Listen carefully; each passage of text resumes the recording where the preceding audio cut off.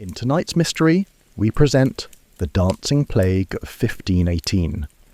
Hundreds of people began dancing uncontrollably in the streets of Strasbourg, some to the point of death, with no clear explanation why. It's one of those stories that leaves more questions than answers. And tonight, you'll hear it all. So before you get comfortable, take a moment to like the video and subscribe to the channel. Also, let us know where you're watching from and what time it is. Now, lie back, listen closely, and drift off as the mystery unfolds. Brother Matthias pressed his quill against the parchment, ink pooling like a small wound. The monastery scriptorium felt unusually quiet this July morning, in 1518, as if the very walls held their breath. Outside Strasbourg's timber-framed houses, something unprecedented was unfolding, something that would challenge every assumption about human nature, divine will, and the boundaries between reason and chaos. The woman had begun 3 days prior. Frau Trophäa, a baker's wife, whose hands had kneaded thousands of loaves and whose feet had walked the cobblestones in measured steps for 43 years.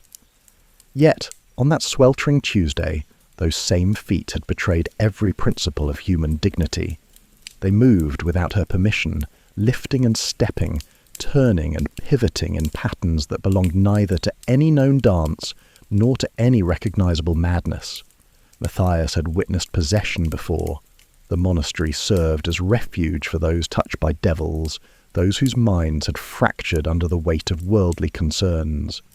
But the dancing differed fundamentally from the thrashing, incoherent movements of the afflicted. Frau Trophäa's dance possessed an almost mathematical precision, as if her body followed instructions written in a language only her muscles could read. The crowd that gathered around her grew throughout that first day. Initially, neighbours assumed she celebrated some private joy, perhaps news of a pregnancy after years of barrenness, or word that her husband's debts had been forgiven. But as hours passed without pause, without water or rest, their smiles transformed into frowns of concern, then masks of fear. Dr. Hieronymus Bock, the city's most respected physician, arrived before sunset. His examination revealed no fever, no signs of ergot poisoning from contaminated grain, and no symptoms of St. Vitus's dance. Her pulse remained steady despite the continuous exertion. Although her eyes appeared wild, they tracked movement and responded to sound. Most puzzling of all, when spoken to directly, she could respond coherently, even as her body continued its relentless choreography. "I cannot stop," she gasped between movements that resembled a peasant reel crossed with something far more ancient. "My feet, they know something I do not." By the second day, 3 others had joined her. Hans Burkhardt, a blacksmith, was among them, his powerful frame making his graceful pirouettes seem almost blasphemous. Elisabeth Zimmern, who was barely 16, performed a dance that resembled a courtly pavane. Most disturbing of all was Father Wilhelm, whose ecclesiastical robes billowed as he spun in movements that seemed to mock the very rituals he had performed for 20 years. The city council convened emergency sessions. The medical college debated theories ranging from corrupted humours to celestial malignment. The clergy declared days of prayer and fasting, yet nothing slowed the spreading contagion, which it certainly was, although it differed from any plague that had ever afflicted Christian lands. Brother Matthias found himself appointed as official recorder, tasked with documenting each new case, each development in what scholars were already calling the most significant mass affliction since the Children's Crusade. His training in both theology and natural philosophy positioned him uniquely to observe without predetermined judgment and to record without the filter of established doctrine. What he witnessed defied every category of human experience. The dancers, for lack of a better term, showed no signs of coordination, yet moved in patterns that occasionally synchronized. They ate when food was placed in their mouths, but seemed incapable of stopping to seek nourishment independently. Most unsettling, they appeared to find genuine joy in their condition, laughing and singing between bouts of exhaustion that would have felled any normal person. As his quill scratched across the parchment that would become one of history's most important primary sources, Matthias couldn't shake the feeling that he documented not merely an outbreak of collective madness, but something far more profound. The dancers moved as if responding to music only they could hear, as if their bodies had become instruments in some cosmic composition whose meaning remained tantalizingly beyond comprehension. The mystery had only begun to unfold. Within a week, the dancing had claimed 34 souls. Brother Matthias walked the streets each dawn, counting the swaying figures, noting the peculiar evolution of their movements. What had begun as individual expressions of inexplicable compulsion was developing into something resembling choreographed chaos.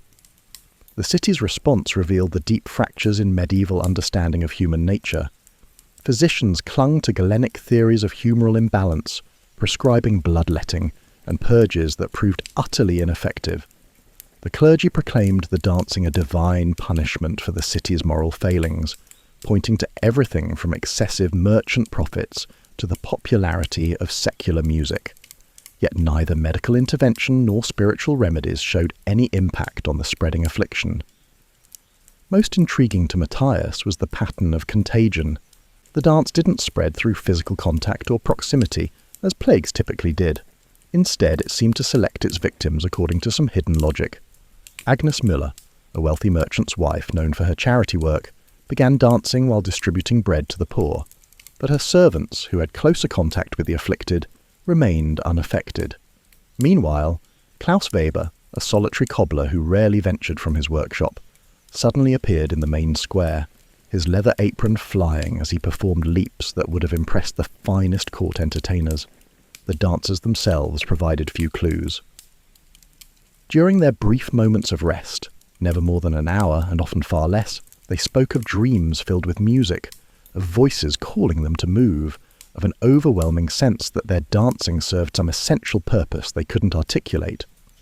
Frau Trophea, now entering her second week of continuous movement, claimed she could see patterns in the air itself, geometric shapes that guided her steps. "It's not madness," she insisted to Dr. Bock during one of his increasingly frequent examinations. "It's remembering. My body remembers something my mind forgot." The physician noted this comment in his records, along with his observation that the dancers showed remarkable physical resilience. Despite consuming minimal food and water, despite dancing through the heat of July days and the cool of summer nights, none showed signs of the exhaustion that should have killed them days ago. Their feet, which should have been bloodied stumps, remained intact. Their hearts, which should have burst from the exertion, beat with steady rhythm. Local authorities faced an impossible situation. The dancing disrupted commerce, frightened visitors, and challenged the social order. Yet the dancers committed no crime beyond the violation of public decorum. They harmed no one, stole nothing, preached no heresy. How do you arrest someone whose only offence is an inability to stand still? The guildmasters demanded action. The bakers complained that the dancing crowds frightened customers. The weavers reported decreased productivity as workers abandoned their looms to watch the spectacle. The church worried about declining attendance at services, though ironically many citizens spent more time in prayer, begging God to spare them from joining the dance. Young Elisabeth Zimmer's case particularly troubled Matthias. The girl came from a respectable family, had shown no signs of mental instability, and had been betrothed to a goldsmith's son just weeks before her affliction began. Yet when her parents and fiancé pleaded with her to stop, she could only weep while her body continued its measured movements. "I want to stop," she sobbed. "But the music, can't you hear it? It's so beautiful, and it says I must dance until something happens. Something important." The goldsmith's son, Johann, maintained a vigil beside her, bringing water and food, wiping her tears, even attempting to hold her still through sheer physical force. Nothing worked. Eventually he began moving to her rhythm, swaying slightly as he sat beside her. Matthias watched this development with growing alarm, wondering if Johann might become the next victim. Dr. Bock proposed an experiment. If the dancing represented some form of musical enchantment, perhaps counter-music might provide relief. He hired the city's best musicians to play calming melodies near the dancers, hoping to break whatever spell held them. The result was catastrophic. The moment the first note sounded, every dancer stopped. For 30 heartbeats, silence filled the square. Then, as if responding to some unheard conductor's baton, They began dancing with renewed vigour, their movements now synchronized to the musicians playing. The music seemed to feed the affliction rather than cure it. That night, 3 musicians joined the dancers. Dr. Hieronymus Bock had studied at the finest universities in Europe. He had treated plague victims in Vienna, examined cases of ergotism in Bavaria, and corresponded with physicians from Paris to Prague. Yet the dancing plague challenged every principle of medical knowledge he had accumulated over 30 years of practice. His detailed observations, preserved in the monastery archives, provide the most systematic analysis of the phenomenon. The dancers showed no fever, no delirium, and no physical abnormalities beyond their compulsive movement. Their pulse rates, while elevated during active dancing, remained within survivable ranges. Most puzzling is that their bodies adapted to the continuous exertion in ways that defied physiological understanding.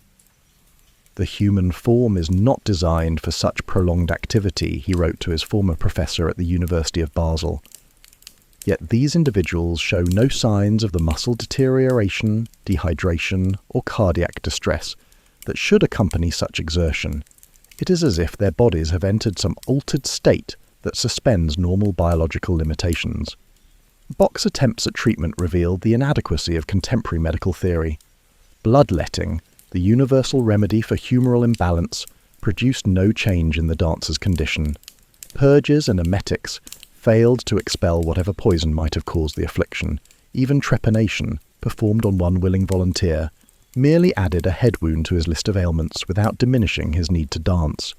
The physician began to suspect that the dancing plague represented something entirely outside the realm of traditional medicine. His correspondence with Brother Matthias reveals a growing fascination with the metaphysical implications of the outbreak. What if this condition originates not in the body but in some faculty of the soul we do not yet understand, he speculated. The dancers speak consistently of hearing music, of seeing patterns, of following instructions that come from within rather than without. Perhaps we witness not disease but revelation. This theory gained support from an unexpected source. Rabbi Mordecai ben Avraham, Strasbourg's most learned Jewish scholar, approached Bock with references from ancient texts describing similar phenomena. The Talmud mentioned cases of compulsive dancing associated with divine visions. Kabbalistic texts describe states of spiritual ecstasy that manifested through involuntary movement. Islamic scholars in nearby territories reported historical accounts of Sufi mystics whose dancing induced transcendent experiences. Perhaps, the rabbi suggested, these people have stumbled into a state of consciousness that mystics spend lifetimes trying to achieve. Bock found this perspective intriguing but problematic. The dancers showed none of the traditional signs of mystical experience. They reported no visions of divine beings, no prophecies, no unusual wisdom or insight. Instead, they seemed trapped in a state that brought neither spiritual enlightenment nor physical relief. The physician's most significant breakthrough came through careful observation of the dancers' interactions with each other. Despite the apparent randomness of their movements, patterns emerged. Dancers who had been strangers before their affliction began to move in complementary rhythms. Their individual dances gradually synchronized, creating complex group choreographies that seemed to serve some unifying purpose. Margaret Lohner, a widow who had joined the dancers in the 3rd week, provided crucial testimony during one of her brief rest periods. "We are pieces of something larger," she gasped. "Each dance is a part, but we cannot see the whole. Only when we all move together does the true pattern emerge." Bock began mapping the dancers' positions and movements, creating diagrams that revealed an underlying geometry to their apparently chaotic activity. The patterns resembled mathematical principles he had encountered in architectural texts. Golden ratios, spiral sequences, harmonic proportions that appeared throughout nature. This discovery led to a disturbing realization. If the dancing followed mathematical laws, it might not be random affliction but rather the manifestation of some deeper order. The dancers might be unconsciously creating a physical representation of abstract principles, their bodies serving as instruments in a vast calculation whose purpose remained hidden. The implications terrified both physician and scholar. If human beings could be compelled to serve as components in some larger system without their conscious awareness, what did this suggest about free will, about the nature of individual identity, about humanity's place in the cosmic order? As July drew to a close with over 60 dancers now active in Strasbourg's streets, Bock abandoned his attempts at medical treatment. Instead, he focused on documentation, convinced that he witnessed not disease but discovery, the unveiling of some fundamental aspect of human nature that had remained hidden until this extraordinary moment. The mystery was deepening rather than resolving, and the implications grew more unsettling with each passing day. The ecclesiastical response to the dancing plague exposed deep theological tensions within the church. Brother Matthias found himself at the centre of heated debates between different factions of clergy, each proposing radically different interpretations of the unprecedented phenomenon. Bishop Johann Weidmann initially declared the dancing a manifestation of demonic possession, ordering exorcisms and public prayers for the afflicted. Yet, when Father Wilhelm, one of the diocese's most respected priests, joined the dancers, this explanation became untenable. How could a man who had spent decades fighting evil suddenly succumb to it? The dancing father continued to recite prayers and bless those who approached him, even as his body swayed in patterns that seemed to mock ecclesiastical dignity. Prior Benedict, head of Matthias's monastery, proposed an alternative theory rooted in mystical tradition. Perhaps God tests our understanding, he suggested during a chapter meeting. Scripture tells us David danced before the Lord with all his might. The prophets often receive divine communication through ecstatic states. What if these dancers have been chosen to receive revelation in a form we do not yet comprehend? An unexpected source of support for this perspective emerged. Sister Johanna of the nearby convent of St. Agnes reported that several nuns had experienced powerful spiritual visions while observing the dancers. During their regular hours of prayer, they found themselves moving in subtle rhythms that seemed to echo the dancers' movements. Most significantly, they reported an enhanced sense of divine presence during these experiences. When I allow my body to respond to the rhythm I perceive in their dancing, Sister Johanna testified, my prayers become more profound, my connection to the Creator more immediate. It is as if their movements create a bridge between earthly and heavenly realms. Yet this mystical interpretation faced strong opposition from the Dominican friars, who saw in the dancing a dangerous form of enthusiasm that threatened church authority. Brother Heinrich, their most vocal spokesman, argue that any spiritual experience not mediated through established religious channels must be viewed with extreme suspicion. These dancers claim to receive instruction directly from some divine or cosmic source, he declared during a public sermon. They circumvent the sacraments, disregard clerical guidance, and adhere to impulses that might stem from the depths of hell. If we accept their claims, we undermine the very foundation of Christian order.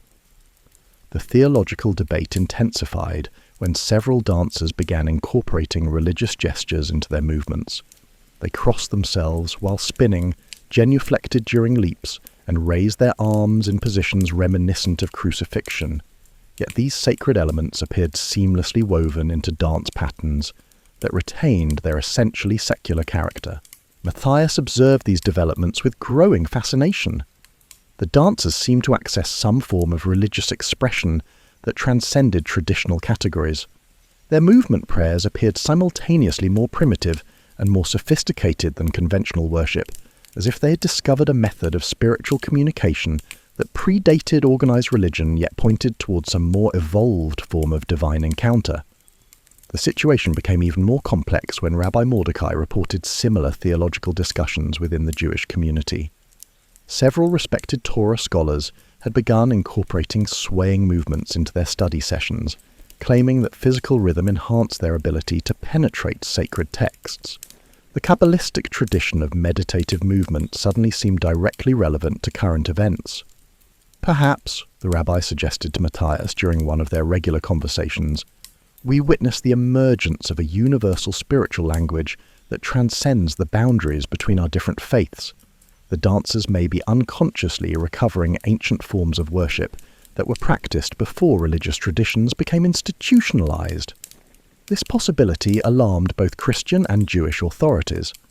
If the dancing represented some primordial form of spiritual expression, it potentially challenged the legitimacy of all established religious institutions. The dancer's apparent ability to access transcendent experiences without priestly mediation suggested that formal religious structures might be unnecessary, or even obstacles to genuine spiritual encounter. The controversy reached a crescendo when young Elisabeth Zimmern began speaking in what appeared to be unknown languages during her dance.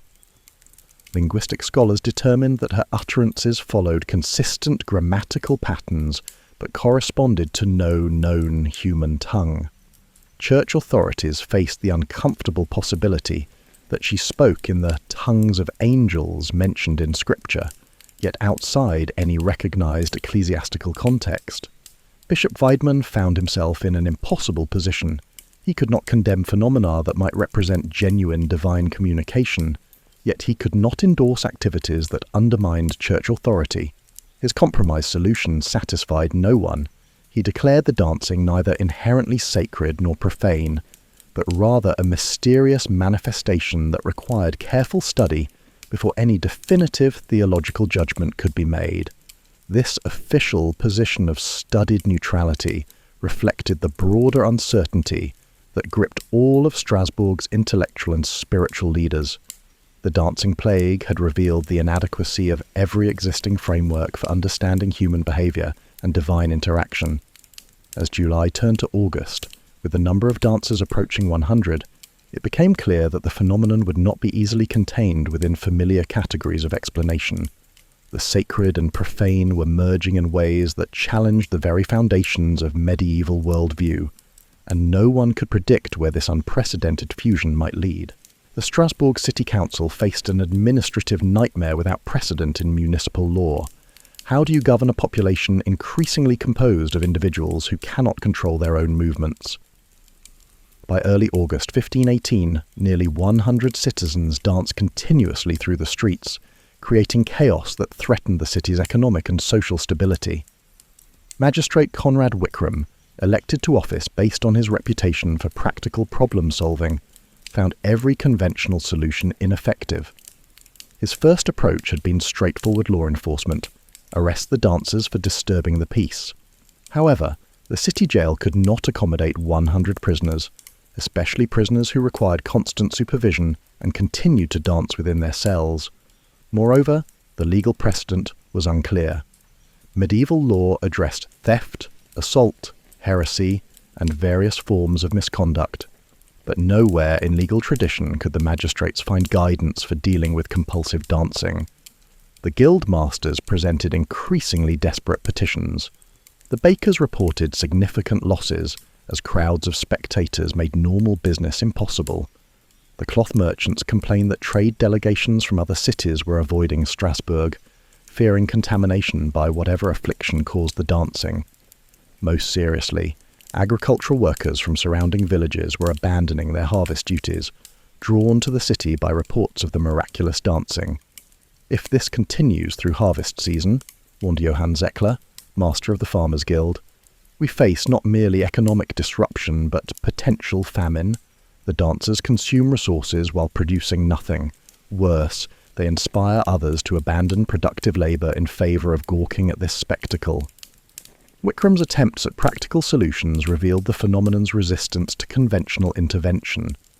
He hired additional musicians, reasoning that if dancing was inevitable, perhaps organised music might channel it in less disruptive directions. This backfired spectacularly when the musicians themselves became infected and joined the ranks of the uncontrollably dancing. The magistrate then attempted to confine the dancers to a specific area outside the city walls, hoping to minimise their impact on daily commerce. However, the dancers showed no awareness of artificial boundaries. They moved according to internal imperatives that paid no attention to human attempts at crowd control. Guards assigned to maintain containment found themselves gradually swaying to the rhythm of the dancers' movements, requiring frequent rotation to prevent further infections. Legal scholars consulted ancient Roman law, canon law, and traditional Germanic customs, finding no precedent for the current situation. The dancers committed no crime, yet violated social order. They harmed no one yet endangered public welfare. They followed no leader, yet moved with apparent coordination. Every category of legal classification proved inadequate. Dr. Bock's medical reports complicated attempts at legal resolution. His documentation demonstrated that the dancers suffered from no disease that legal authorities could reasonably quarantine. They showed no signs of madness that would justify confinement to asylums. Most problematically, they retained enough mental capacity to make their own decisions about most matters. They simply could not control their compulsive movement. The situation deteriorated when several city council members began showing signs of rhythmic susceptibility. Observers noticed Councilman Peter Imlin swaying during official meetings, his foot tapping in patterns that appeared to mimic the dancers' rhythms. Rather than acknowledge this development, the council implemented new procedures requiring all members to remain seated and still during deliberations, with guards instructed to intervene if anyone showed signs of unusual movement. Economic pressure mounted as trade relationships suffered. Merchants from Basel and Frankfurt reported to their city councils that Strasbourg had become a city possessed, discouraging commercial interaction until the crisis resolved.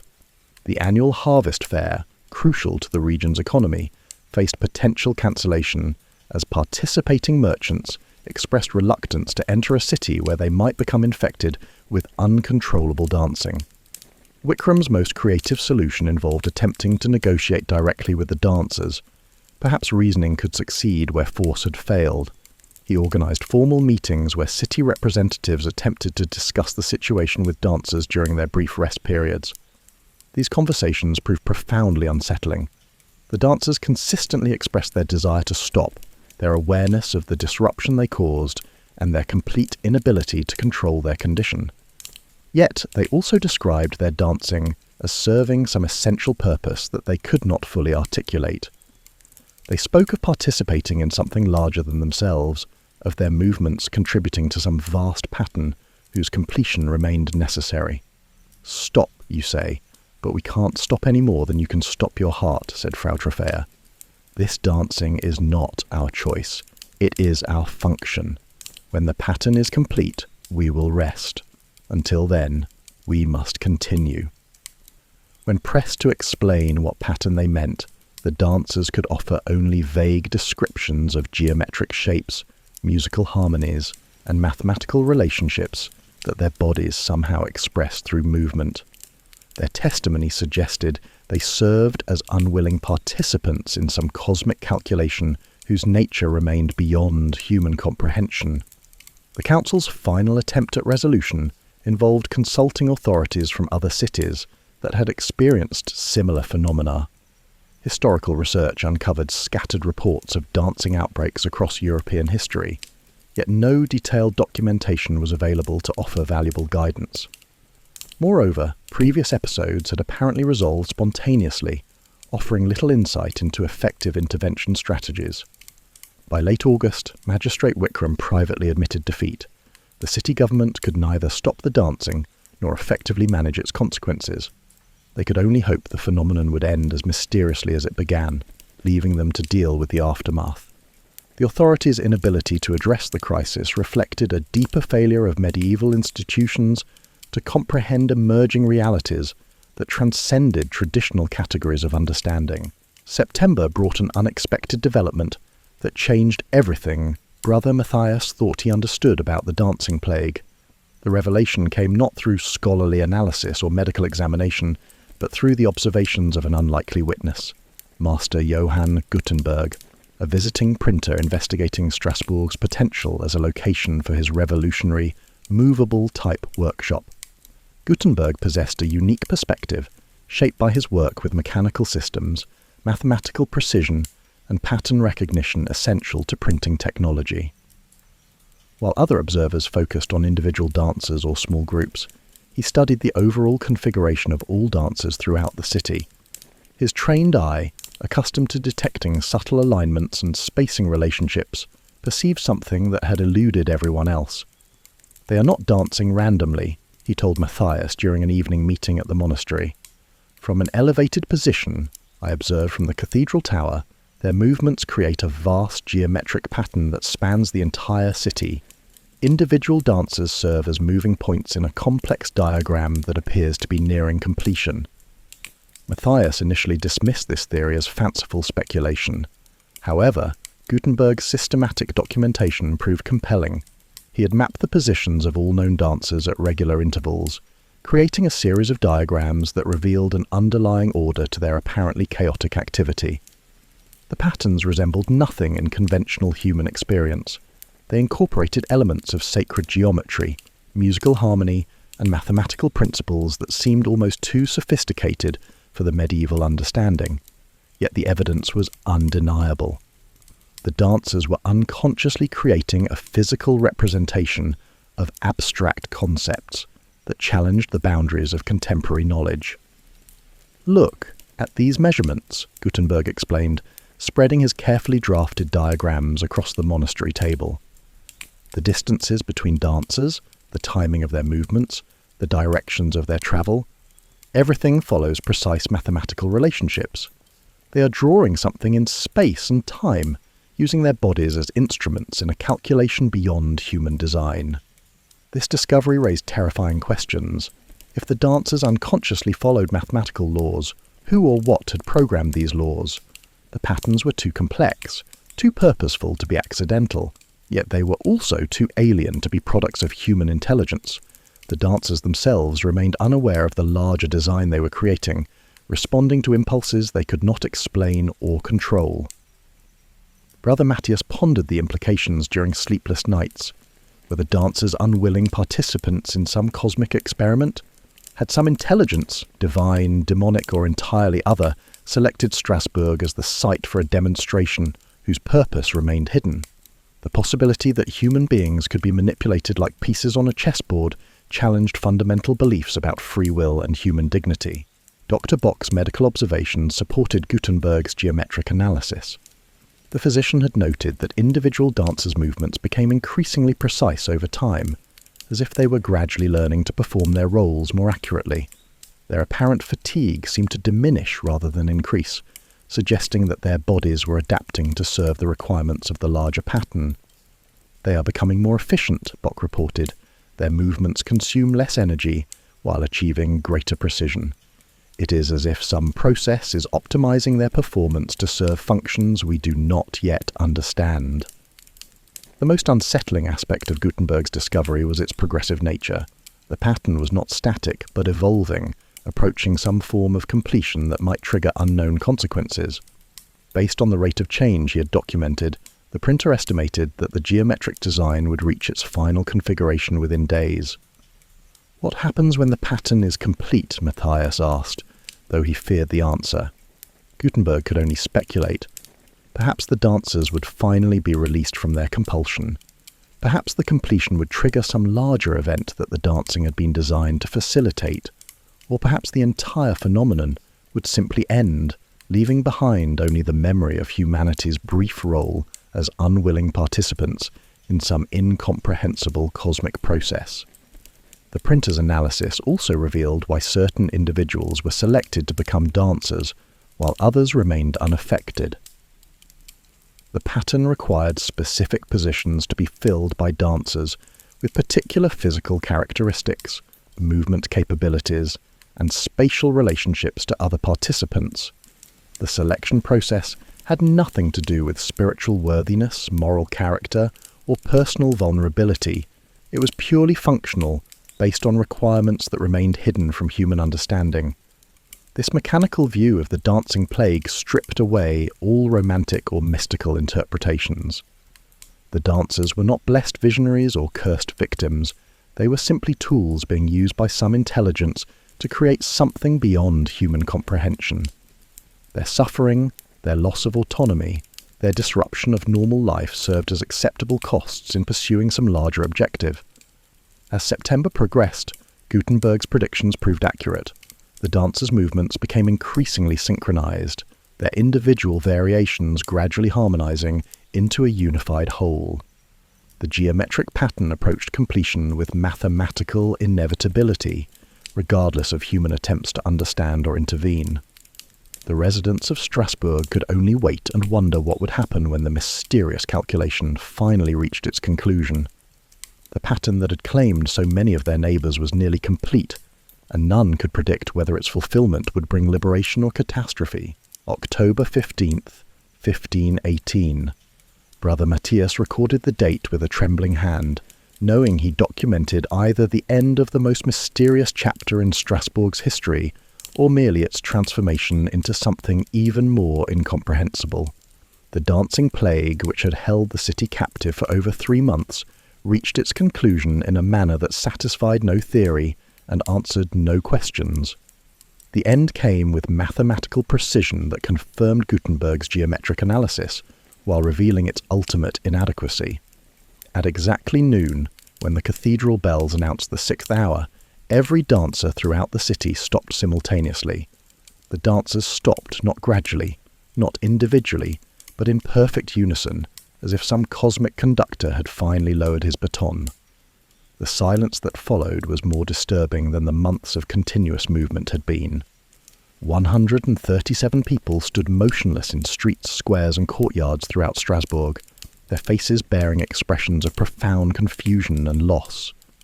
They looked around like dreamers awakening in unfamiliar surroundings, unable to reconcile their present situation with their last clear memories. Dr. Bock rushed to examine the former dancers, expecting to find signs of exhaustion, malnutrition, or physical damage from their prolonged ordeal. Instead, he discovered individuals in remarkably good health. Better health, in many cases, than they had enjoyed before their dancing began. Chronic ailments had disappeared. Old injuries had healed.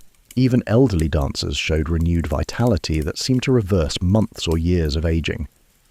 It is as if the dancing purified their bodies while enslaving their wills, Bock reported to the emergency council session convened that afternoon. They have been transformed by their experience in ways that challenge every principle of natural philosophy. Yet the physical improvements came with a price that became apparent only gradually. The former dancers retained no detailed memories of their time in the grip of the compulsion. They remembered beginning to dance, and they remembered the moment of release, but the months between remained largely blank, as if their consciousness had been suspended while their bodies served purposes beyond their understanding. Worrisomely, they reported enduring sensations, implying that their experience had not fully concluded. They felt perpetual awareness of subtle rhythms, faint melodies that seemed to emanate from the air itself. Some claimed they could still perceive the geometric patterns that had guided their movements, now visible as translucent overlays on the normal world. "The dancing has ended," Frau Troffea told Matthias during her first coherent interview, "but something remains. I feel expectant, as if we completed only the first movement of a longer composition." Elisabeth Simmons' testimony proved particularly unsettling. The young woman, whose graceful movements had captivated observers throughout the crisis, now possessed enhanced sensitivity to patterns and relationships that others could not perceive. She could predict weather changes days in advance, sense emotional states in people she had never met, and identify mathematical relationships in natural phenomena with uncanny accuracy.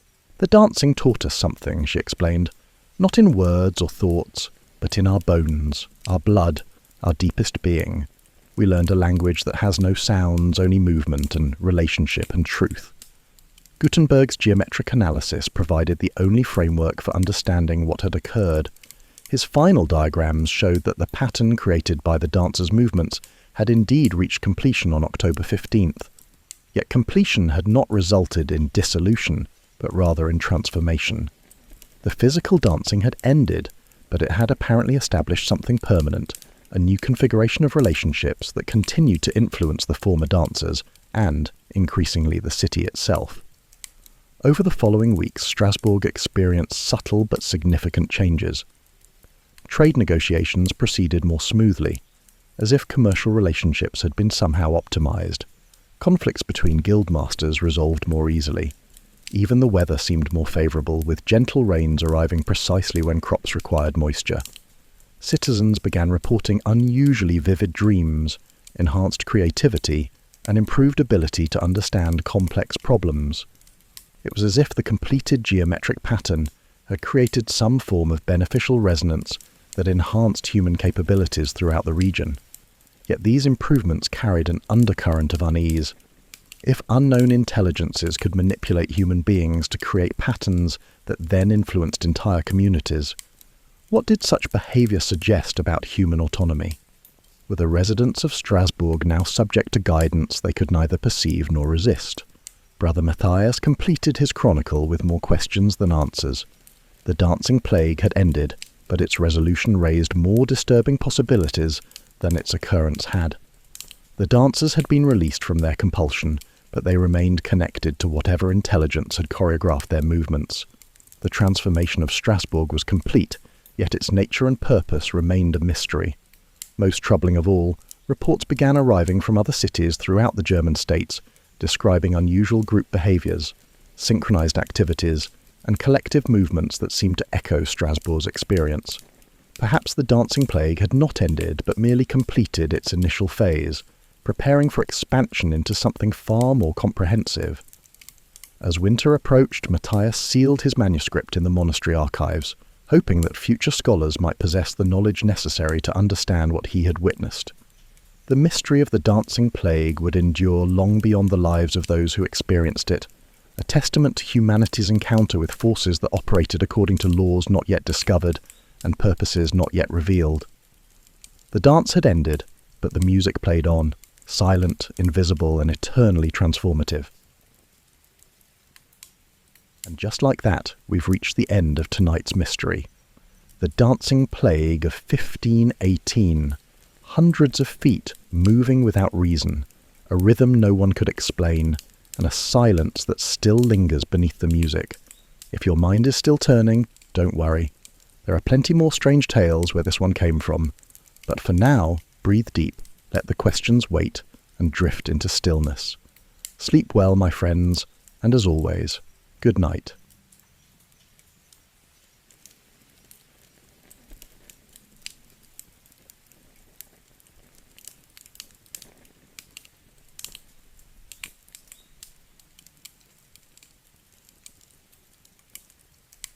The afternoon heat of August 20th, 1966 pressed down on the Vintem hill like a suffocating blanket. 18-year-old Jorge da Costa Alves had come to the remote area outside Rio de Janeiro, hoping to catch a few birds, a simple weekend pursuit that would forever alter his understanding of the world's mysteries. As he climbed the rocky outcropping, roughly 35 kilometres from the bustling city centre, Jorge expected nothing more than the familiar sounds of nature and perhaps a successful hunt. What he discovered instead would haunt Brazilian investigators for decades and spawn countless theories ranging from the plausible to the utterly bizarre. There, lying side by side in a small clearing near the summit, were two men in business suits. At first glance, Jorge assumed he'd stumbled upon a tragic accident or perhaps the aftermath of violence. But as he approached cautiously, the scene revealed details that defied easy explanation. Both men appeared to be in their 40s, well dressed in dark suits despite the remote location. Each wore identical lead masks, crude, handmade eye coverings that seemed more suited to a welder's workshop than a hiking expedition. The masks weren't commercial products, but rather makeshift constructions, fashioned from thin sheets of lead with rough eye holes cut out. Their positioning was eerily deliberate, lying flat on their backs, arms at their sides, as if they had arranged themselves for some unknown ritual. Beside the bodies, Jorge noticed a small piece of paper, carefully folded and placed where it couldn't be missed. The handwriting was neat, deliberate. 1630, be at agreed place. 1830, swallow capsules. After effect, protect metals. Await signal mask. The cryptic message raised more questions than it answered, written in Portuguese, but with an oddly formal tone that suggested either careful planning or perhaps translation from another language. The police arrived within hours of Jorge's panicked report, but the scene they encountered challenged every investigative protocol they knew. Detective Inspector Wilson Pedrosa, a 20-year veteran of Rio's police force, had seen countless crime scenes, but this one felt different from the moment he crested the hill. The formal arrangement of the bodies, the identical masks, the mysterious note, everything suggested a level of organisation that contradicted the remote, seemingly random location. Initial examination revealed no obvious signs of violence. There were no bullet wounds, stab marks, or signs of a struggle. The men's clothing was neat and undisturbed, their wallets intact with identification that would soon lead investigators into an even deeper puzzle. Manuel Pereira de Cruz, 32, was an electronic technician from Campos dos Goitacazes. Miguel José Viana, 34, worked as an engineer in the same region, roughly 300 kilometers north of Rio. Tracing the final movements of Manuel Pereira de Cruz and Miguel José Viana proved as perplexing as the discovery itself. The investigation into their last known activities revealed a carefully orchestrated journey that began 3 days before their bodies were found on Vintem Hill.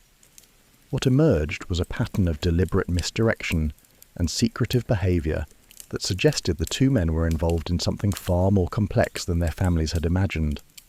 On August 17th, both men had told their wives they were travelling to São Paulo on business, a plausible explanation given their technical professions and the frequent need for specialists to consult on projects in Brazil's industrial centre.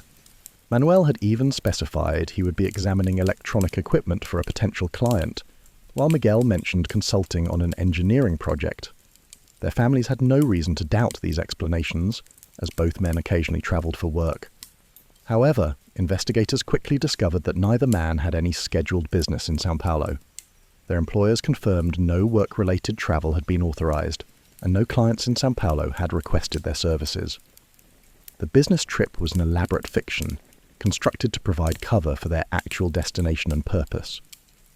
Railway records showed the two men had indeed travelled together, but not to São Paulo.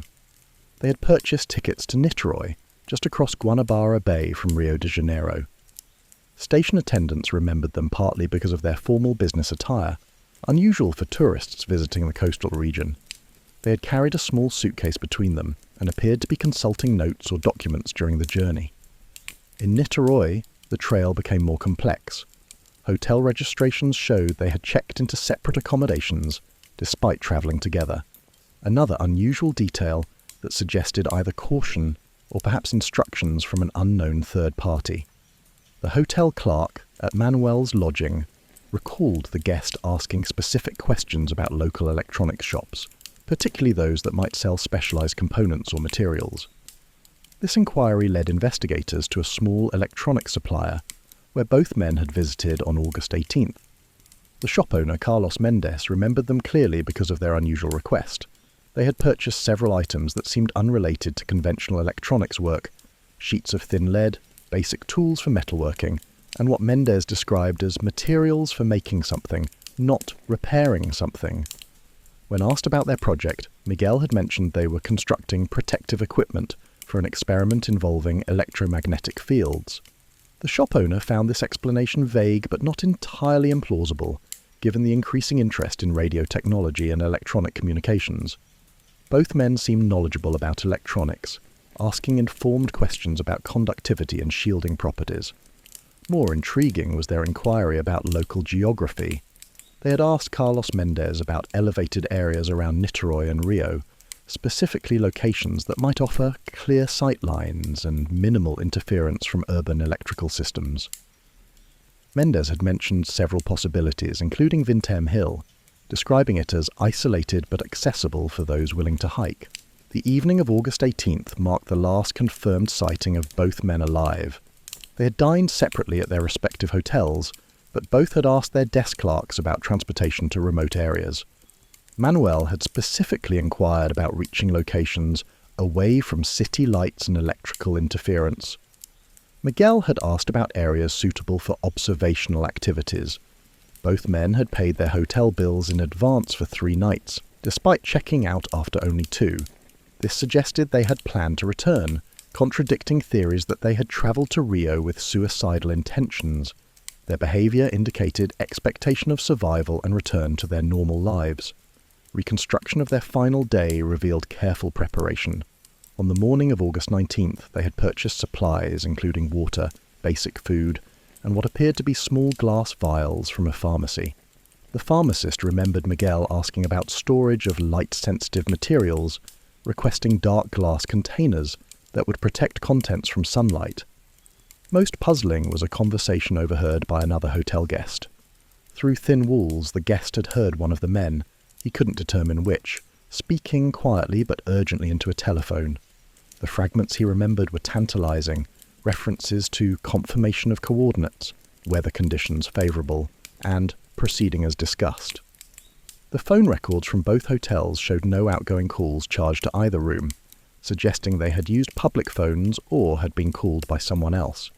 This detail pointed to coordination with outside parties, individuals who remained completely unknown to investigators. Their journey from Niterói to Vintem Hill on August 19th left no clear trail. No taxi drivers came forward. No bus conductors remembered them. Somehow, two men in business suits carrying a suitcase and wearing homemade lead masks had reached one of the most isolated spots in the Rio metropolitan area, without leaving witnesses or evidence of their transportation method. The final piece of their journey remained as mysterious as their ultimate purpose on that desolate hilltop. Inspector Wilson Pedrosa had investigated hundreds of deaths during his career, but the lead mask's case challenged every investigative instinct he'd developed. As the initial findings rolled in from the forensic team, each piece of evidence seemed to deepen the mystery rather than illuminate it. The autopsy results, when they finally arrived, raised more questions about the nature of the two men's deaths and the circumstances that had brought them to Vintem Hill. The medical examiner, Dr. Antonio Rodriguez, was a methodical professional who rarely expressed puzzlement about his findings, but the condition of Manuel and Miguel's bodies presented several anomalies that defied easy medical explanation. First, despite the August heat and exposure, the bodies showed remarkably little decomposition. These features suggested either a very recent death or exposure to conditions that had somehow preserved the remains. What was even more perplexing was the complete absence of an obvious cause of death. Preliminary toxicology screens revealed no signs of trauma, wounds, or poisoning. Both men appeared to have simply stopped living, as if some internal switch had been turned off. Their faces, visible beneath the lead masks, showed no expression of pain or distress. If anything, they looked peaceful, almost serene. The toxicology results, however, would take weeks to complete, and Dr. Rodriguez warned that detecting certain substances, particularly exotic compounds or drugs not commonly seen in Brazil, might prove difficult with 1966 laboratory capabilities. He had collected extensive tissue samples, hoping that more sophisticated analysis might eventually reveal what had caused two apparently healthy men to die simultaneously. Meanwhile, Inspector Pedrosa focused on the physical evidence found at the scene. The lead masks themselves were clearly homemade, but their construction showed surprising sophistication. Someone with metalworking knowledge had carefully shaped the lead sheets to fit human faces, creating eye holes positioned precisely for normal vision. The quality suggested either practice in such construction or perhaps guidance from someone with relevant expertise. The mysterious note continued to baffle investigators. Handwriting analysis confirmed it was written by Miguel José Viana, but the formal language and specific terminology seemed uncharacteristic of his usual writing style, based on samples obtained from his employer and family. The phrase, "after effect protect metals awaits signal mask," particularly puzzled linguistic experts consulted by the police. The reference to capsules mentioned in the note became more significant when investigators discovered the small glass vials purchased from the Niterói pharmacy. Investigators found these empty capsules near the bodies, carefully placing them beside the mysterious note. Whatever the capsules had contained was gone, either consumed as the note suggested, or removed by unknown parties before the bodies were discovered. Inspector Pedrosa also grappled with the question of timing. The note specified activities at 1630 and 1830, but determining when these events had actually occurred proved impossible. Weather conditions, decomposition rates, and witness statements provided only rough estimates. The men could have died on August 19th as suggested, or perhaps even earlier, complicating efforts to establish a timeline. The investigation expanded to include interviews with family members, colleagues, and friends of both victims. These conversations revealed that both Manuel and Miguel had been acting somewhat unusually in the weeks before their deaths. Colleagues described them as distracted, occasionally discussing topics outside their normal professional interests. Investigators observed both Manuel and Miguel reading materials about electronics and radio technology, albeit in contexts that appeared more theoretical than practical. Manel's wife mentioned that he had been receiving mail from unknown correspondents, letters that he would read privately and then carefully store away. However, investigators could not find these letters when they searched his home. Either Manuel had destroyed them or someone had removed them after his departure for what his family believed was a business trip to São Paulo. Miguel's behaviour had been equally puzzling to those who knew him well. His supervisor at work remembered him asking questions about electromagnetic interference and its effects on human physiology, topics that had no connection to his normal engineering responsibilities. He had also inquired about obtaining materials for experimental work, though he never specified the nature of these experiments. Both men had apparently developed an interest in what one colleague described as invisible forces, electromagnetic fields, radio waves, and atmospheric phenomena that couldn't be seen but could potentially affect human health or consciousness. This interest seemed to have emerged suddenly, over the course of just a few months before their deaths. The investigation also revealed that neither man had any known connection to occult practices, religious extremism, or political activities that might explain their presence on Vintem Hill. They were ordinary technical professionals who had somehow become involved in extraordinary circumstances that cost them their lives. As weeks passed, Inspector Pedrosa found himself with more questions than answers, facing a case that seemed to resist conventional investigative approaches. Theories about the events on Vintem Hill proliferated rapidly as news of the lead masks case spread throughout Brazil and eventually internationally. Inspector Pedrosa found himself fielding calls from journalists, amateur investigators, and self-proclaimed experts, each offering explanations that ranged from the scientifically plausible to the utterly fantastic. Every conceivable theory about the two men's deaths flourished due to the lack of concrete evidence and the mysterious circumstances surrounding their deaths. The most conventional theory focused on suicide, suggesting that Manuel and Miguel had entered into some form of death pact. Proponents of this explanation pointed to the careful planning evident in their journey, the deliberate positioning of their bodies, and the formal tone of the note as evidence of premeditated self-destruction. However, this theory struggled to explain the lead masks, the reference to awaiting a signal, or the technical language about protecting metals. Dr. Helena Santos, a psychiatrist consulted by the police, offered a more nuanced psychological perspective. She suggested the men might have been suffering from shared delusional disorder, a rare condition where closely associated individuals develop similar false beliefs. In this scenario, both men might have become convinced they needed protection from some imaginary threat, hence the lead masks, and had taken substances they believed would help them survive some perceived danger. The toxicology angle attracted significant attention from medical professionals. Dr. Rodriguez eventually confirmed the presence of digitalis in both bodies, a compound derived from foxglove plants that affects heart rhythm. However, the levels detected were not necessarily fatal, and digitalis had legitimate medical uses that either man might have had access to. Whether the substance represented the capsules mentioned in the note remained unclear. More exotic theories began emerging from Brazil's growing interest in space exploration and UFO phenomena. The 1960s had seen increased public fascination with extraterrestrial life, partly fueled by the space race between the United States and the Soviet Union. Some theorists suggested that Manuel and Miguel had been attempting to make contact with alien visitors, using the lead masks to protect themselves from harmful radiation while awaiting some form of otherworldly signal. This extraterrestrial hypothesis gained traction when investigators discovered that both men had been reading science fiction magazines and had shown interest in reports of unidentified flying objects. Several witnesses in the Vintem Hill area reported seeing strange lights in the sky around the time of the deaths, though these accounts couldn't be verified and might have been influenced by publicity surrounding the case.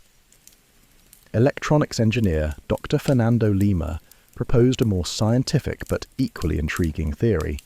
He suggested the men might have been conducting unauthorized experiments with electromagnetic fields or radio frequency emissions. The lead masks could have been primitive protection against electromagnetic radiation, while their death might have resulted from exposure to dangerous levels of electrical or radio energy generated by homemade equipment. This theory gained some credibility when investigators learned that both victims had been asking colleagues about high-voltage electrical systems and electromagnetic shielding. However, investigators found no experimental equipment at the scene, and neither man had the resources to construct devices capable of generating lethal electromagnetic fields. Religious and occult explanations also emerged, despite the victims' apparent lack of involvement in such practices. Some suggested that the victims had been engaged in spiritual experiments aimed at achieving out-of-body experiences or contact with supernatural entities. The formal language of the note, with its references to specific timing and protective measures, resembled ritual instructions found in certain esoteric traditions.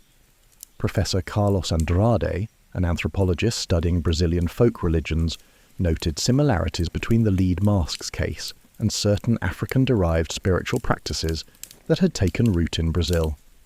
Some traditions involved the use of protective amulets and specific timing for spiritual communications. However, lead masks were not part of any known Brazilian religious practice, and both men's families insisted they had no involvement with such beliefs. Industrial espionage theories suggested the men might have been involved in stealing or selling technical secrets, with their deaths resulting from a deal gone wrong. The cover story of a business trip, the secretive behavior, and their technical expertise all supported this possibility. However, investigators found no evidence of valuable information being stolen from their employers, nor any indication they had been in contact with foreign agents or industrial competitors. Perhaps the most persistent theory involved government conspiracy, suggesting that Manuel and Miguel had stumbled upon classified military experiments or had been eliminated to prevent them from revealing state secrets.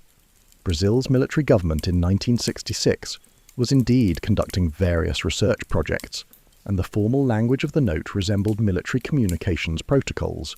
However, extensive investigation revealed no government connection to either man, and military officials denied any involvement in activities that might have led to their deaths. The theory persisted largely because of its explanatory power rather than supporting evidence. Each theory offered partial explanations for some aspects of the case, while failing to account for others, leaving the mystery as perplexing as ever. 6 months after the discovery on Vintem Hill, Inspector Pedrosa received an unexpected visitor who would introduce an entirely new dimension to the lead masks case. Dr. Elena Vasquez, a visiting researcher from the University of São Paulo's physics department, had been following the investigation through newspaper reports and believed she might offer insights that had been overlooked by conventional criminal investigation. Dr. Vasquez specialized in atmospheric physics and electromagnetic phenomena, fields that were rapidly expanding in the 1960s as scientists began to understand the complex interactions between Earth's magnetic field, solar radiation, and human-made electrical systems.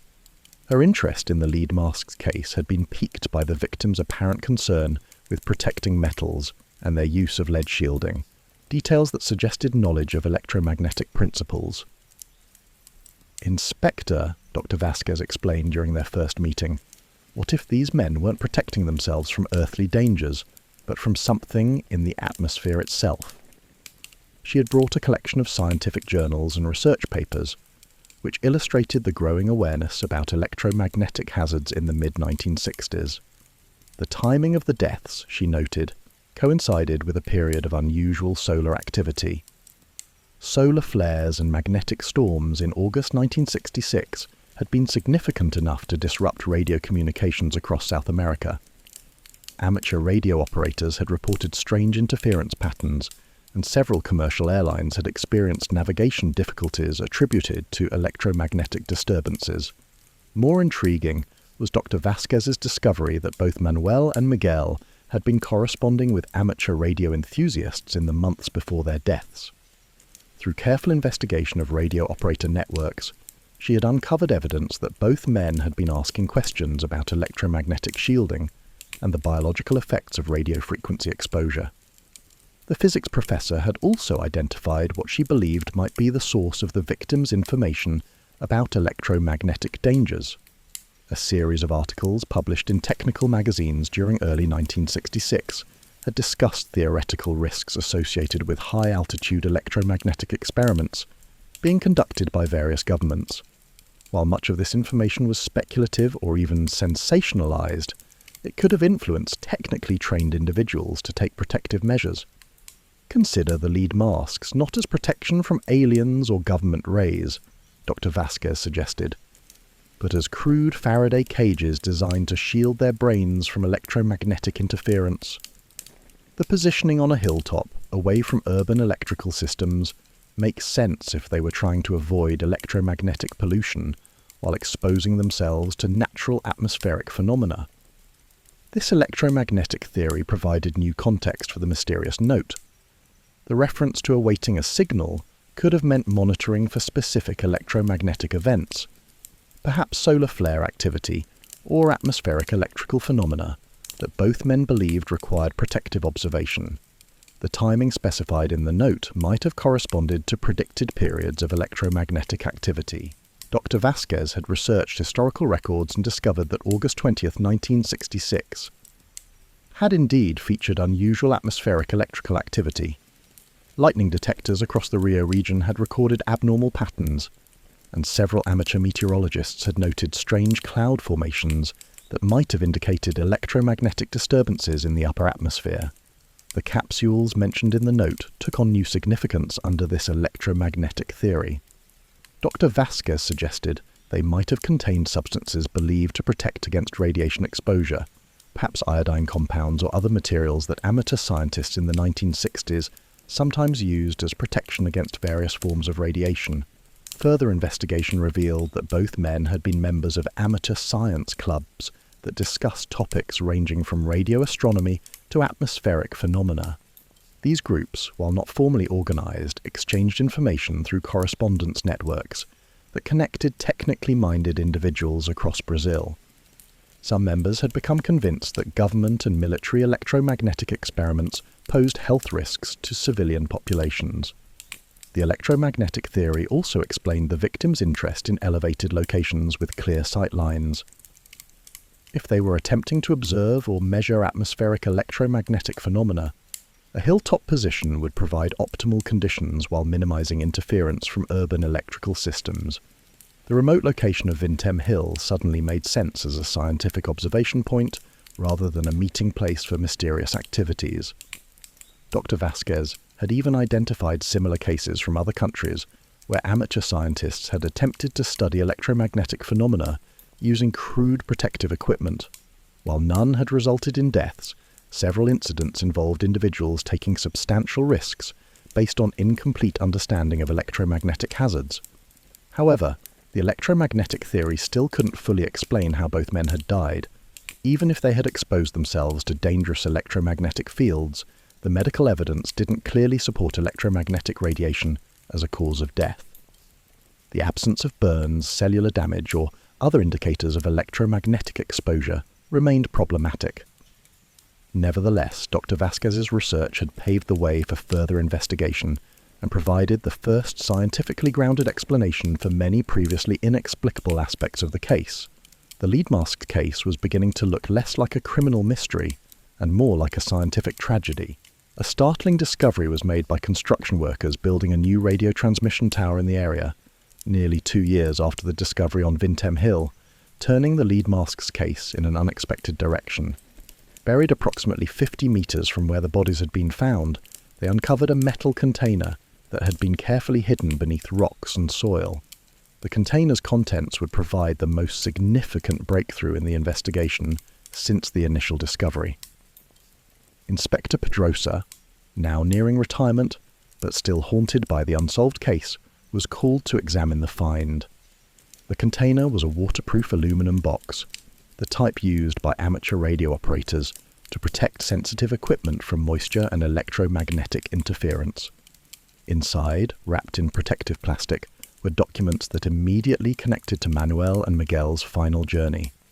The first document was a detailed, hand-drawn map of the Vintem Hill area, with specific locations marked and numbered. The spot where the bodies were found was clearly indicated, along with several other positions that appeared to represent observation points or equipment placement sites. Compass bearings and distance measurements covered the margins, suggesting careful surveying of the terrain. More revealing were the technical diagrams and calculations that filled several pages. These showed sophisticated understanding of electromagnetic field patterns, antenna design, and atmospheric electrical phenomena. While the handwriting was difficult to identify definitively, the technical knowledge displayed was consistent with both men's professional backgrounds. Perhaps most important was a series of letters between the victims and an individual identified only as Dr. A. . These correspondence pieces, dating from early 1966 through just days before the deaths, revealed a relationship with someone who appeared to be coordinating the activities that led to Vintem Hill. Dr. A provided detailed instructions about timing, equipment preparation, and safety procedures that directly corresponded to the mysterious note found with the bodies. The letters revealed that Manuel and Miguel had been recruited for what Dr. A described as an atmospheric electrical monitoring experiment of national importance. They were told that their technical skills made them ideal candidates for collecting data on electromagnetic phenomena that government agencies were allegedly unable to study openly due to international agreements restricting such research. Dr. A's correspondence demonstrated sophisticated knowledge of electromagnetic theory and atmospheric physics. The letters included detailed explanations of how solar activity affected Earth's magnetic field, how these interactions created measurable electromagnetic pulses, and why such measurements required protection from electromagnetic interference, hence the lead masks and elevated observation position. The safety instructions were particularly chilling in retrospect. Dr. A had outlined specific protocols to safeguard against electromagnetic overload during peak atmospheric electrical events. The lead masks were identified as essential protection for the brain, which was supposedly vulnerable to electromagnetic disruption during periods of high atmospheric electrical activity. Most disturbing was a letter dated just 3 days before the deaths, in which Dr. A provided final instructions, including the precise timing and protective measures that appeared in the note found with the bodies. This letter also mentioned observation enhancement compounds that would help the subjects maintain focus during the critical observation period, almost certainly referring to the capsules mentioned in the final note. The buried container also included technical equipment that hadn't been found with the bodies, a sophisticated radio receiver modified for monitoring atmospheric electromagnetic activity, several measuring instruments, and what appeared to be a primitive electromagnetic field detector. This equipment represented a significant investment and suggested the involvement of someone with substantial resources and technical expertise. Inspector Pedrosa immediately began trying to identify Dr. A, but the letters provided few concrete clues about the person's identity or location. The letterhead was generic, the postmarks were smudged or illegible, and the writing style was formal and impersonal. However, the level of technical knowledge suggested someone with advanced education in physics or electrical engineering. Interviews with colleagues and family members of both victims revealed that neither had mentioned working with anyone identified as Dr. A, though both had referred vaguely to consulting work and special projects in the months before their deaths. This implied that they had conducted their relationship with Dr. A in secrecy, possibly under instructions not to discuss the work with others. The discovery of the buried container fundamentally changed the investigation's direction. Rather than focusing on the mysterious circumstances of the deaths themselves, investigators now had evidence of a larger conspiracy involving at least one other individual who had directed the victims' activities. The lead masks case was no longer just about two men who had died mysteriously on a hilltop. It was about someone who had orchestrated their presence there. However, identifying and locating Dr. A would prove to be even more challenging than explaining the original mystery, opening new questions about the true scope and purpose of whatever experiment had cost Manuel and Miguel their lives. 5 decades have passed since Jorge da Costa Alves discovered 2 men in lead masks on Vintem Hill, yet the case continues to generate interest and controversy among investigators, researchers, and mystery enthusiasts worldwide. Despite extensive investigation, advances in forensic science, and numerous theories proposed by experts in fields ranging from toxicology to electromagnetic physics, the fundamental questions surrounding the deaths of Manuel Pereira de Cruz and Miguel José Viana remain unanswered. The search for the mysterious Dr. A consumed considerable investigative resources throughout the late 1960s and early 1970s. Inspector Pedrosa, working with federal authorities and international police agencies, pursued hundreds of leads without ever definitively identifying the person who had apparently orchestrated the events leading to the deaths. Several individuals with the necessary technical knowledge were investigated, but none could be conclusively linked to the correspondence found in the buried container. One promising lead involved a former university professor who had left Brazil abruptly in late 1966, but efforts to locate him in various South American countries proved unsuccessful. Another investigation focused on a group of amateur scientists who had been conducting unauthorized radio experiments, but their activities, while suspicious, couldn't be directly connected to the Vintem Hill incident. The case attracted international attention, partly because of its unique combination of mystery and scientific intrigue. During the height of the Cold War, when both superpowers were conducting classified research into electromagnetic weapons and atmospheric phenomena, the lead mask's case seemed to offer tantalizing hints about secret experiments that might have gone tragically wrong. UFO researchers jumped on the case as possible proof of contact with aliens, pointing out the use of electromagnetic protection, the isolated location, and the mention of waiting for a signal as signs of trying to reach out to extraterrestrials. While this theory gained popular attention, it couldn't account for the human manipulation evident in Dr. A's correspondence with the victims. Modern analysis of the physical evidence has provided some additional insights while raising new questions. Advanced toxicology techniques have confirmed the presence of several compounds in tissue samples preserved from the original investigation, but their significance remains unclear. Some appear to be naturally occurring substances that could have been consumed as herbal preparations, while others might represent environmental contamination or preservation artifacts. Computer analysis of the electromagnetic data collected by researchers in 1966 has revealed that the timing specified in the victim's note corresponded to a period of unusual electromagnetic activity. However, whether the finding represents coincidence or evidence that Dr. A possessed sophisticated knowledge of atmospheric electrical patterns remains disputed. The lead masks themselves have been subjected to extensive analysis by materials scientists and metallurgists. Their construction demonstrates considerable skill and suggests access to specialized tools and techniques.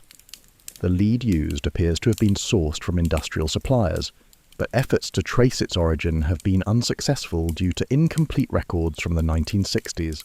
Perhaps most frustrating for investigators has been the complete absence of additional evidence linking to Dr. A or explaining the broader context of whatever experiment was being conducted. Despite intensive searches of the Vintem Hill area using ground-penetrating radar and metal detection equipment, no additional buried containers or equipment caches have been discovered. The case has influenced popular culture, inspiring numerous books, documentaries, and fictional adaptations.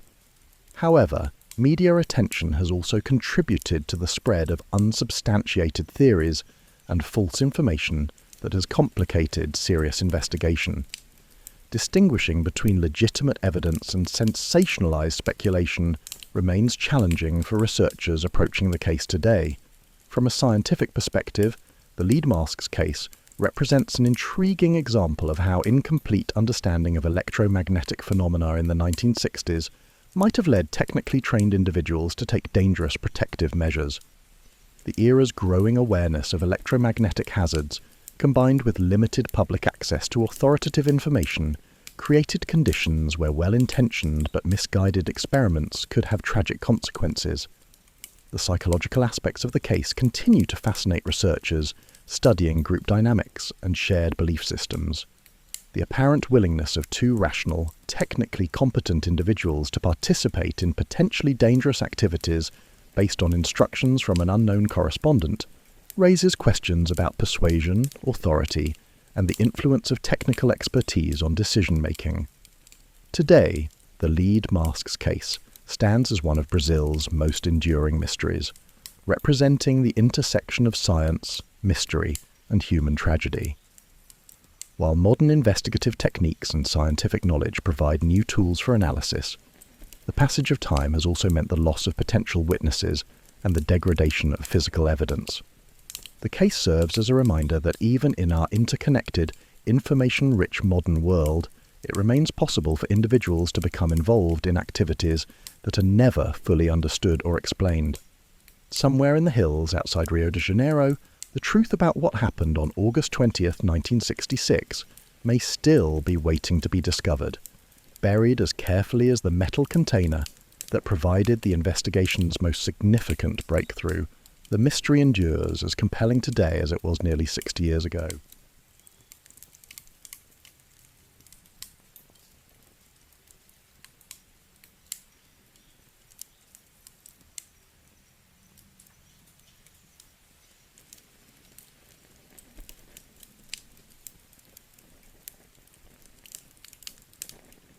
You're settling in for the night, maybe with a cup of chamomile tea or that last bit of wine from dinner, and your mind starts wandering to one of history's most frustrating puzzles.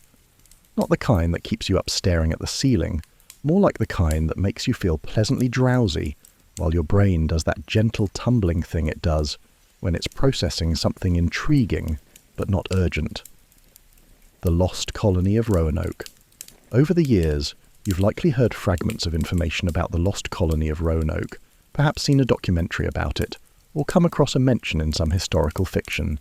But there's something deliciously unsettling about the whole thing that makes it perfect for this quiet moment before sleep.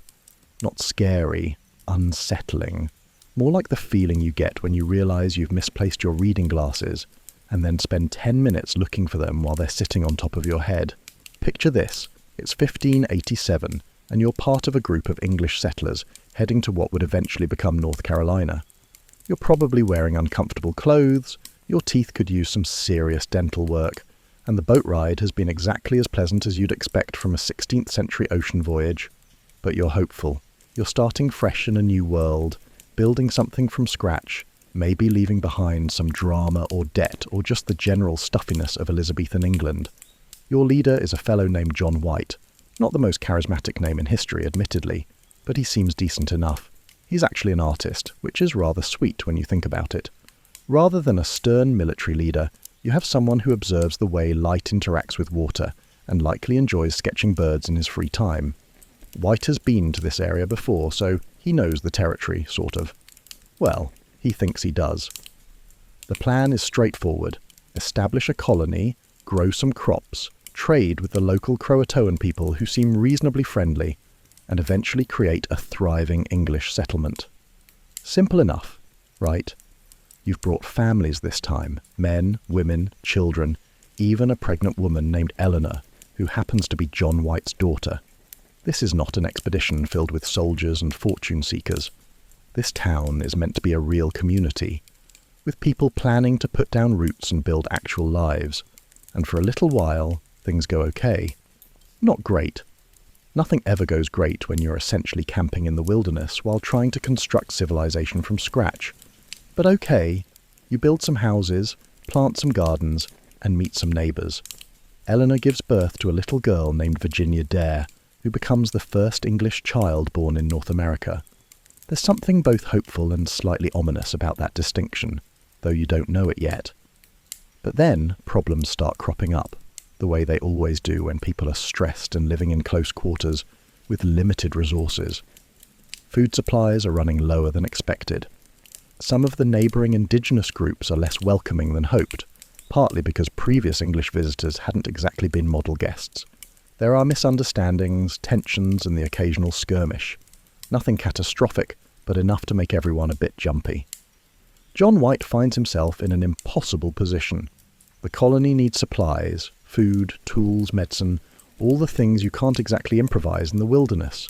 Someone has to go back to England to get help, and the leader is obviously him. But leaving means abandoning his daughter and brand new granddaughter, along with everyone else who's counting on him. It's the kind of decision that would give anyone stress dreams.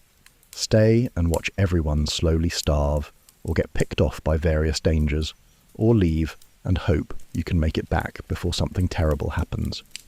White chooses to leave, promising to return as quickly as possible with supplies and reinforcements.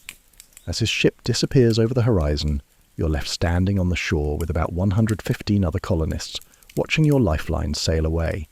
The ocean looks huge suddenly, and England feels very far away. But you're committed now. This is home, for better or worse. You settle into a routine of sorts, tending crops, maintaining buildings, and trying to establish better relationships with your neighbours. Days pass, then weeks, then months. Winter comes and goes. Spring arrives. You keep expecting to see ships on the horizon, but the horizon remains stubbornly empty. One day you come to a startling realization. John White has been gone for nearly 3 years. Where is he? 3 years.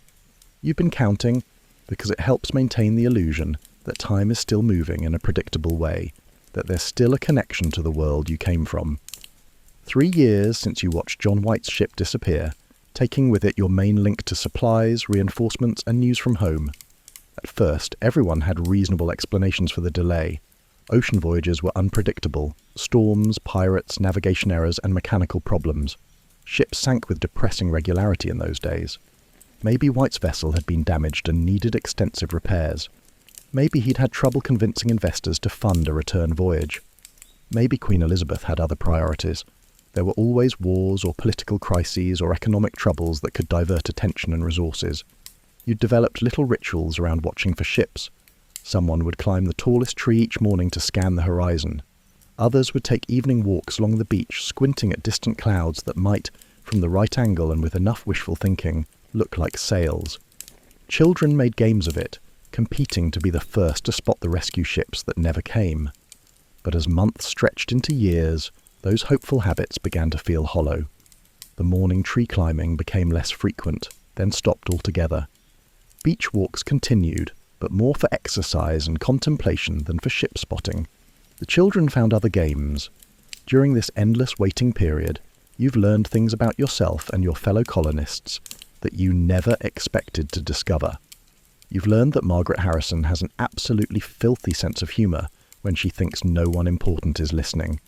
You've discovered that Thomas Cooper, who seemed like such a practical, level-headed fellow back in England, becomes completely irrational when he can't find his favourite hammer. You've watched Eleanor White Dare transform from a nervous new mother into someone who could probably run a small government if necessary. The colony has developed its own rhythms, its own internal politics, and its own little dramas and alliances. People have paired off, broken up, reconciled, argued over garden boundaries, shared recipes, borrowed tools, and gossiped about each other's laundry habits. It's become a real community, which is both comforting and slightly tragic under the circumstances. Your relationship with the Croatoan people has evolved too, though it's complicated. Some individuals have been genuinely helpful, sharing knowledge about local plants, weather patterns, and seasonal changes. Others remain suspicious or hostile, and you can hardly blame them. Your presence represents a permanent change to their world, whether you intended it or not. The language barrier creates endless opportunities for misunderstandings, some amusing, and others less so. You've learned to recognize certain words and phrases, and developed a basic vocabulary of gestures and expressions that help with simple communications. But nuanced conversations remain nearly impossible, which means you're never quite sure where you stand with your neighbours. Food has become an ongoing source of low-level anxiety.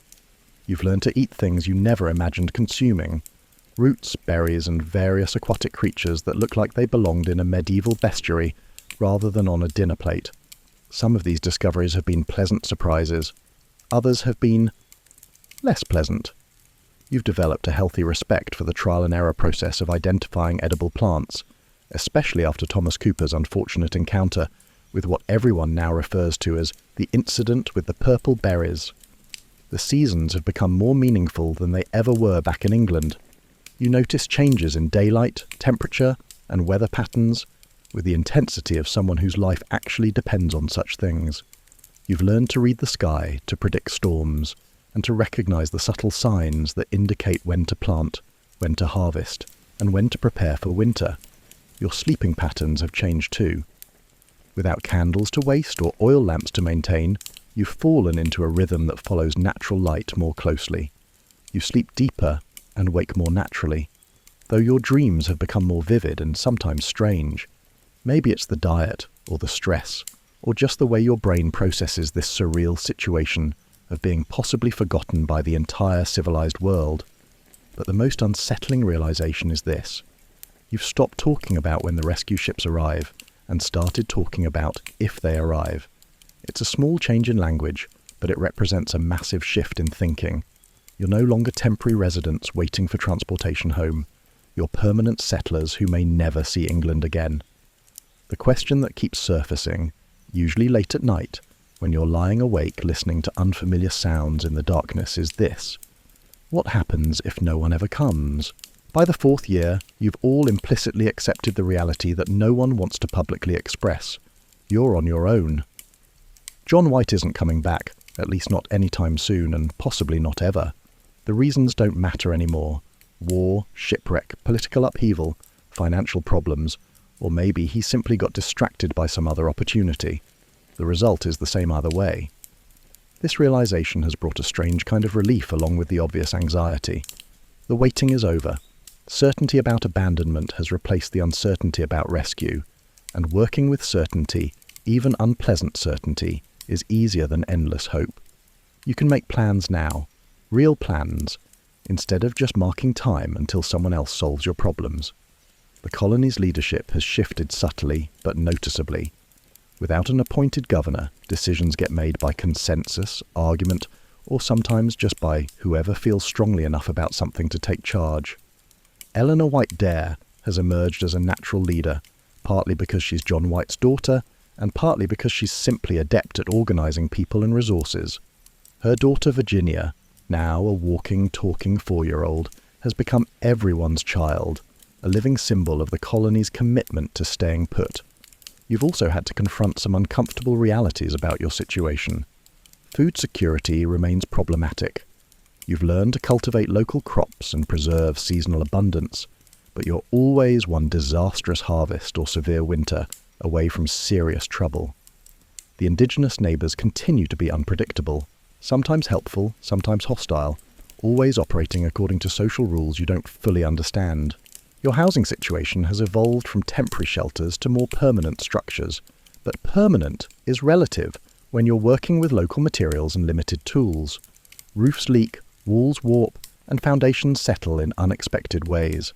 Everything requires constant maintenance, which might be normal for colonial life, but it feels particularly precarious when you realise there's no possibility of ordering replacement materials from England. Medical care has become a community responsibility handled by a combination of folk remedies, trial and error, and prayer. Margaret Harrison turned out to have a knack for healing, probably based on knowledge she'd picked up from her grandmother back home, combined with careful observation of what works and what doesn't. But serious injuries or illnesses remain terrifying because there's no doctor, no pharmacy, and no hospital within several thousand miles. The psychological adjustment has been harder than the practical challenges. You've grieved the life you left behind, not just the people and places, but the assumptions about how the world works. In England, you were part of a complex established society with rules, institutions, and safety nets. Here, you're essentially making up civilization as you go along, which is both liberating and exhausting. Some colonists have adapted better than others. A few have thrived in this environment, discovering capabilities they never knew they possessed. Others have struggled with depression, anxiety, or what we might now recognize as PTSD from the constant stress of survival. There's been at least one suicide, and several people have simply wandered off into the wilderness, either deliberately or because they became confused and disoriented. But here's the thing that keeps you awake sometimes: staring up at stars that seem brighter and more numerous than they ever did back home. You've started to suspect that staying might not be entirely voluntary anymore. You've evolved in ways that could make reintegrating into English society challenging or unfeasible, not due to any external force holding you captive. You've learned to track animals, identify medicinal plants, predict weather patterns, and navigate by natural landmarks. You've developed relationships with people whose names you can't properly pronounce but whose faces have become as familiar as family. You've adapted to a rhythm of life that follows seasons rather than clocks and natural light rather than artificial schedules. Would you even fit back into English society now? Could you readjust to having neighbours you've never spoken to buying food instead of growing it, and to following laws made by people who live hundreds of miles away? Would people value the skills you've developed here, such as patience, resourcefulness, and the ability to find solutions using only what's immediately available? Or would they view them as eccentricities? And there's Virginia to consider. She's never known any world but this one. England would be as foreign to her as this place once was to you. She speaks English, but she also knows Croatoan words and gestures. She's equally comfortable with European games and indigenous traditions. She belongs here in a way that you're still learning. The question isn't just about survival anymore. It's about identity, belonging, and what home means when the place you came from is now more foreign than the one you've made. But the alternative, staying put and hoping tensions resolve themselves, feels increasingly unrealistic. There's been talk of violence, rumours of coordinated action against the colony, reports of weapons being gathered and alliances being formed. You don't know how much of this is accurate intelligence and how much is anxiety-fueled speculation, but you can't afford to assume the best-case scenario. The decision gets made gradually, then suddenly. Someone suggests that advanced scouts should visit Croatoan Island to assess the situation and begin negotiations. Someone else volunteers to start organising supplies for a potential move. A third person begins making lists of what's essential and what can be left behind. Before anyone officially declares that the colony is relocating, everyone's acting as if the decision has already been made. You find yourself caught up in the strange energy of dismantling a life you've spent years building. Possessions get sorted into piles. Absolutely necessary, probably useful, would be nice to have and might as well leave it. The process is both liberating and heartbreaking. You're shedding not just objects, but attachments, memories, the physical evidence of your attempts to create permanence in an impermanent world. Some colonists are handling the transition better than others. A few seem almost excited about the prospect of starting fresh somewhere new, treating it as an adventure rather than an evacuation. Others are clearly struggling with what feels like another abandonment, another failure to establish the stable community they'd hoped to create. There's grief mixed with the practical preparations, a sense of loss that nobody wants to dwell on, because dwelling on it might make the necessary action impossible. The children are adapting with the resilience that children somehow manage to summon for situations that would break most adults. Virginia Dare, now approaching her 5th birthday, treats the whole thing as an elaborate game of packing and unpacking, helping to sort items while chattering about the boat ride and the new place where they'll live. Her cheerfulness is both encouraging and slightly devastating. As departure day approaches, you realise you're about to become part of one of history's great mysteries, though you have no way of knowing that yet. You're just people trying to survive, making the best decisions you can with incomplete information and limited options. But someone, someday, is going to want to know what happened to you. You've left clues because you're not stupid. Despite the chaos and urgency of packing up an entire community, despite the stress of negotiating safe passage with people who speak a different language, despite the 100 practical concerns that come with essentially becoming refugees in your own adopted homeland, you've thought about the future. Specifically, you've thought about John White. He might still come back. Probably not, but possibly, and if he does, he's going to find an empty settlement with no indication of what happened to the people he left behind. That would be cruel, leaving him to imagine the worst: massacre, starvation, disease, or some other catastrophe that wiped out his daughter, granddaughter, and everyone else he'd sworn to protect. So, you've left messages. It's not just you alone, but a team of individuals collaborating to guarantee that any potential searchers will discover solutions rather than merely enigmas. The most obvious message is carved into a post near the fort. Croatoan. It's simple, clear, and should be understandable to anyone familiar with the area.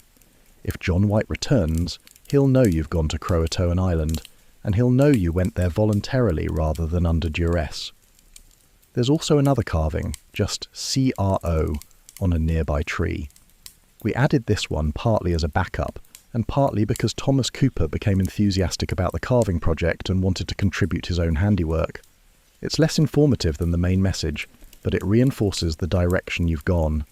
The plan was to include more detailed information, perhaps a letter left in a waterproof container, or additional carvings explaining the circumstances of your departure. But time ran out faster than expected.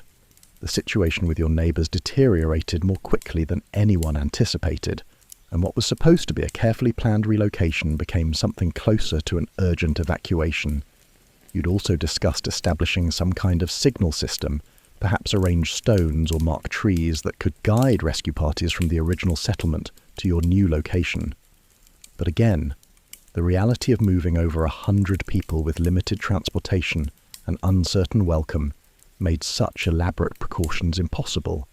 The departure itself was both more and less dramatic than you'd imagined. More dramatic because loading people and supplies into small boats while everyone's nervous about potentially hostile observers creates a lot of tension and shouting. Less dramatic because it was mostly just logistics. Who sits where, which boxes go in which boat, and how to keep the children calm and the adults from panicking. Eleanor insisted on one last walk through the settlement before leaving, taking Virginia with her to see the place where she'd been born. It was both sentimental and practical, making sure nothing essential had been forgotten, saying goodbye to a place that had been home for several years, and creating a memory that Virginia might carry forward even if she never sees this spot again. You found yourself doing the same thing, taking a final inventory of the structures you'd helped build, the gardens you'd helped plant, and the improvements you'd made to what had been wilderness when you first arrived. It wasn't sentiment exactly, but it wasn't entirely practical either. Maybe it was just the human need to acknowledge the significance of endings, to mark the transition between one phase of life and whatever comes next. The boat ride to Croatoan Island was long enough to give everyone time to think about what they were leaving behind and what they might be heading toward. Some people spent the journey looking back at the coastline that had been home, watching it shrink into the distance. Others faced forward, trying to spot their destination and imagine what life might be like in their new location. A few just closed their eyes and tried not to think about anything at all. Virginia fell asleep in her mother's arms partway through the voyage, lulled by the motion of the boat and the sound of water against the hull. Watching her sleep, so completely trusting that the adults around her would handle whatever needed to be handled, you felt the weight of responsibility that comes with making decisions that will shape someone else's entire future.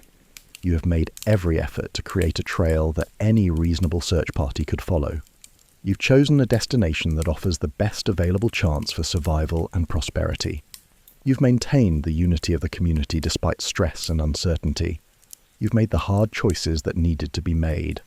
But, as the familiar coastline disappears behind you, and the unknown shoreline grows larger ahead, you can't shake the feeling that you're not just changing locations.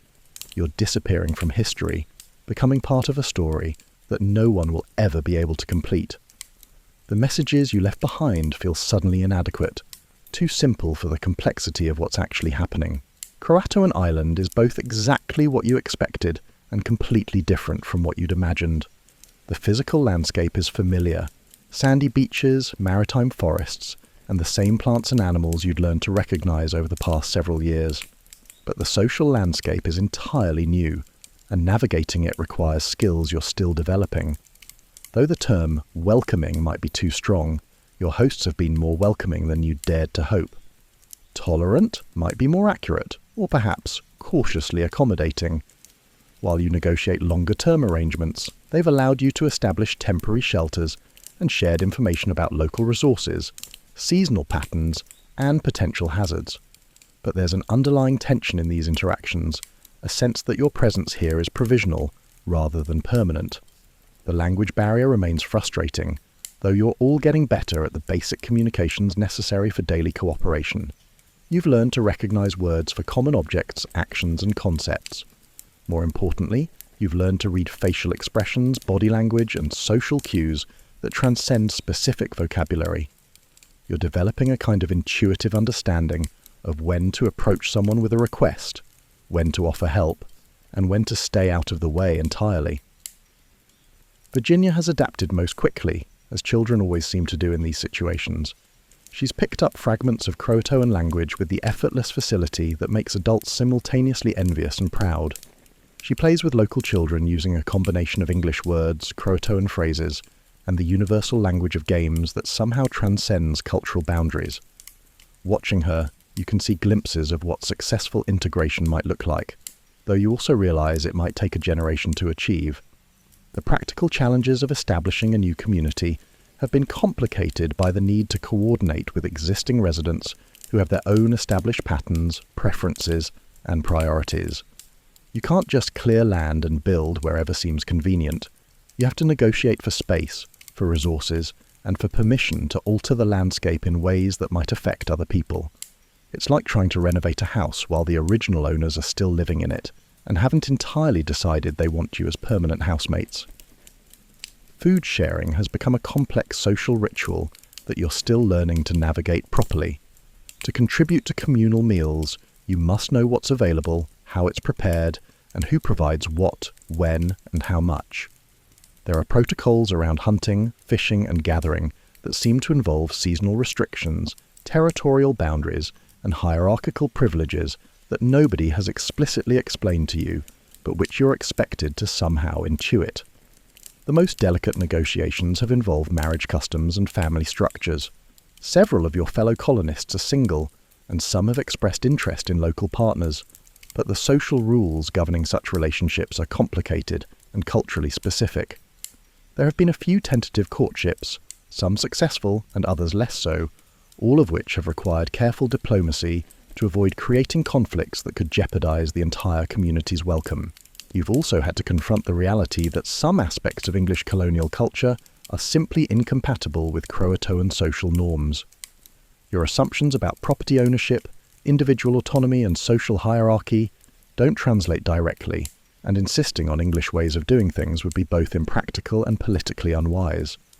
You're learning to be more flexible, more observant, and more willing to adapt your behaviour to fit circumstances, rather than expecting them to accommodate your preferences. But the strangest part of this integration process is the gradual realisation that you're not just learning to live with different people, you're becoming different people yourselves. The stress of relocation, the challenge of cultural adaptation, and the daily necessity of cooperation have changed how you think, how you solve problems, how you relate to each other, and how you relate to the environment. You've developed new skills, new perspectives, and new priorities. Things that seemed critically important back in the original settlement, maintaining English customs, preserving European social distinctions, and planning for eventual return to civilization, have faded in significance.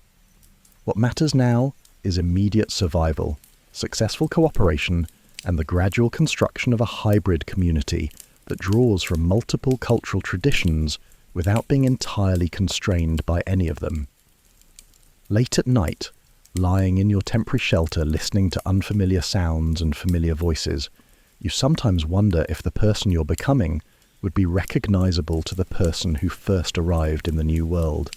You've traveled not just geographically, but also culturally, linguistically, and perhaps even psychologically. You're becoming someone new, someone who exists in the spaces between established identities.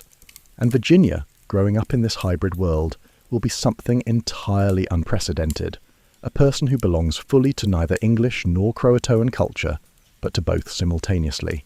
Years pass, and you gradually stop thinking of yourself as English colonists temporarily residing among the Croatoan people. The distinction has blurred beyond recognition through daily cooperation, intermarriage, shared hardships, and the simple passage of time. Children born here, including Virginia, now a young woman who speaks Croatoan as fluently as English, belong to this place in ways that the original settlers never quite managed.